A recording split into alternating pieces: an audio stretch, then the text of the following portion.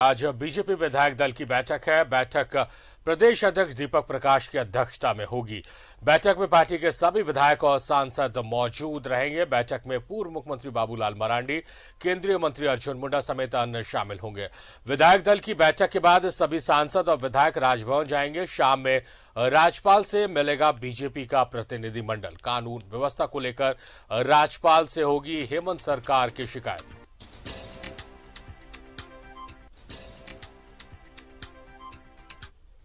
तो बीजेपी विधायक दल की बैठक है जिसमें तमाम विधायक और सांसद मौजूद रहेंगे और इस बैठक को करने के बाद एक प्रतिनिधिमंडल राजभवन जाएगा और राज्यपाल से हेमंत सरकार की शिकायत करेगा।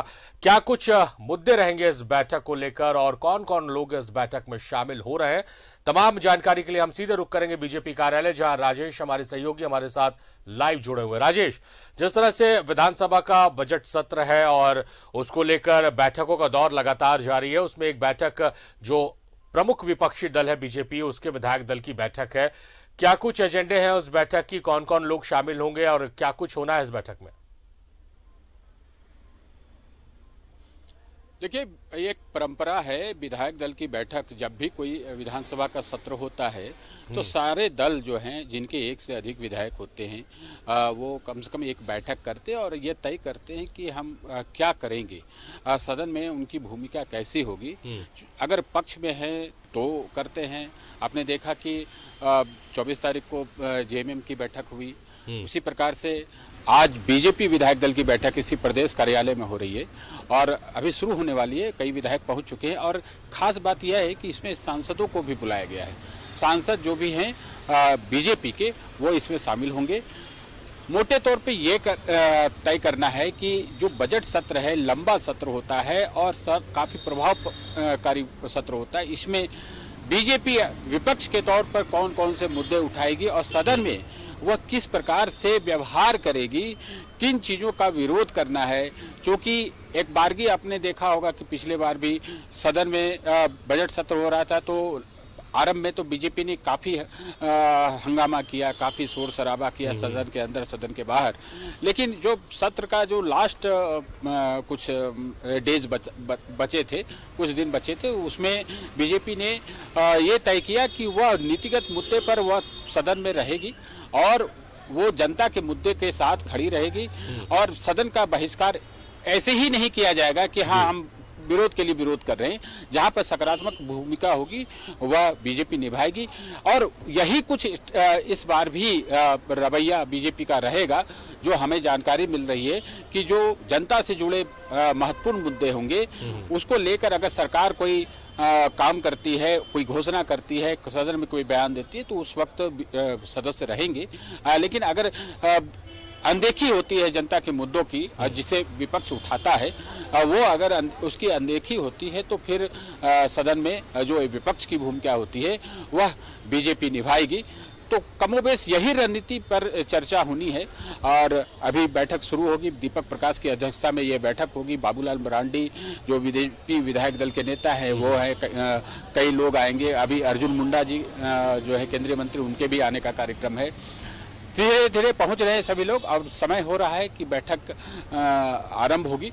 तो उसके बाद तय होगा कि अंदर में क्या क्या विषय पर चर्चा हुई और बाद में जब पार्टी के नेता इस संबंध में कोई ब्रीफिंग करेंगे तो स्पष्ट हो पाएगा कि आगे की रणनीति जो सदन में है वह कैसी होगी। और शाम में जो राज्यपाल से मिलना है वह विषय भी है, लाइन ऑर्डर का विषय है। इसके अलावा कुछ ऐसे महत्वपूर्ण विषय हैं जैसे आप भाषा का विवाद है, जेपीएससी का। जाहिर तौर पर इन सब मसलों को लेकर बीजेपी का प्रतिनिधिमंडल राज्यपाल से मुलाकात करेगा। राजेश, आपसे एक सवाल है कि जिस तरह से बीजेपी लगातार हमलावर है, अलग अलग मसलों पर लेकर सरकार के खिलाफ लगातार बगावती तेवर बीजेपी ने अपनाया हुआ है और ऐसे में सत्र आ गया है और सत्र को लेकर सर्वदलीय बैठक ही बुलाई गई थी, बीजेपी ने किनारा कशी कर लिया उस बैठक से।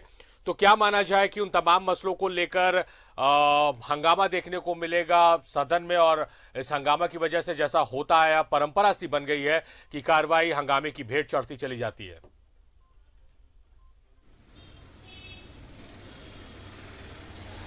देखिए, मैं वही रणनीति होती है। बीजेपी जो है, जो इशूज हैं, जो बर्निंग इशूज हैं, उसको लेकर वो सदन में सरकार को घेरने का प्रयास करेगी, और सरकार अगर उसका जवाब देती है, अगर उसको उस पर फॉलो अप करती है, तो फिर बीजेपी सदन में रहेगी और सरकार को सहयोग करेगी, सदन चलाने में विधानसभा अध्यक्ष को सहयोग करेगी। देखिए, सदन की कार्रवाई चलने से सभी को फायदा होता है, क्योंकि चाहे वो सत्ता पक्ष के लोग हो या विपक्ष के, सभी जनप्रतिनिधि हैं, और सदन की कार्रवाई चलती है तो जनता से जुड़े, उनके क्षेत्र के संबंधित जो जनप्रतिनिधि हैं, सदस्य हैं, विधायक हैं, उनके क्षेत्र के विषय आते हैं और उनकी समस्या का समाधान होता है। तो बीजेपी बहुत टैक्टिकली इस बार ऐसा करने जा रही है कि जो इम्पोर्टेंट इशूज हैं उसको लेकर वह सदन में रहेगी। आपने देखा कि राज्यपाल का जब अभिभाषण हुआ तो बीजेपी ने पहले से ऐलान कर दिया था, चूंकि आप देखें कि राज्यपाल का जो अभिभाषण होता है वो सरकार के द्वारा तैयार किया जाता है, और सरकार जो तैयार करके देती है वही राज्यपाल बोलते हैं कि मेरी सरकार ये करने वाली है। जाहिर है विपक्ष है तो उन्हें ये चीज़ें अच्छी नहीं लगी होंगी, लेकिन एक परंपरा है कि राज्यपाल चूँकि हेड ऑफ द स्टेट होते हैं, इसलिए उनके भाषण का सम्मान होना चाहिए, ये पहले से ही तय था और सभी लोग उसमें रहे भी। उसके बाद इशूज उठते रहते हैं, और सदन की कार्रवाई जब कल से शुरू होगी, सही तरीके से जब कल से फुल फ्लेजेड सदन रिज्यूम करेगा, तो फिर आप देखेंगे कि इशूज को लेकर सदन के बाहर, यानी कार्रवाई से पहले भी लोग धरना प्रदर्शन करते हैं, इसके सदन के अंदर भी इशूज उठाते रहते हैं। तो ये प्रश्नकाल हो या फिर जो भी मुख्यमंत्री प्रश्नकाल हो, कल मुख्यमंत्री प्रश्नकाल भी हो सकता है, तो उसमें अगर सदन में मुख्यमंत्री को जवाब देना होगा सदस्यों का, तो वो नीतिगत विषयों पर मुख्यमंत्री जवाब देते हैं। तो हम भी यही उम्मीद करते हैं राजेश की बीजेपी सरकार को घेरे, जो ज्वलनशील मुद्दे हैं उस पर सवाल पूछे, मगर उन सवालों के जवाब लेने तक इंतजार करे। ये ना हो कि जो परंपरा सी बन गई झारखंड विधानसभा में कि सत्र की कार्रवाइयां जो है वो हंगामे की भेंट चढ़ जाती है, जनता से जुड़े वहां पर सवालों के जवाब मिले। बहुत शुक्रिया आपका राजेश, आप नजर बना के रखिए इस बैठक पर, हम लगातार आपसे अपडेट्स लेते रहेंगे। फिलहाल आपका बेहद शुक्रिया।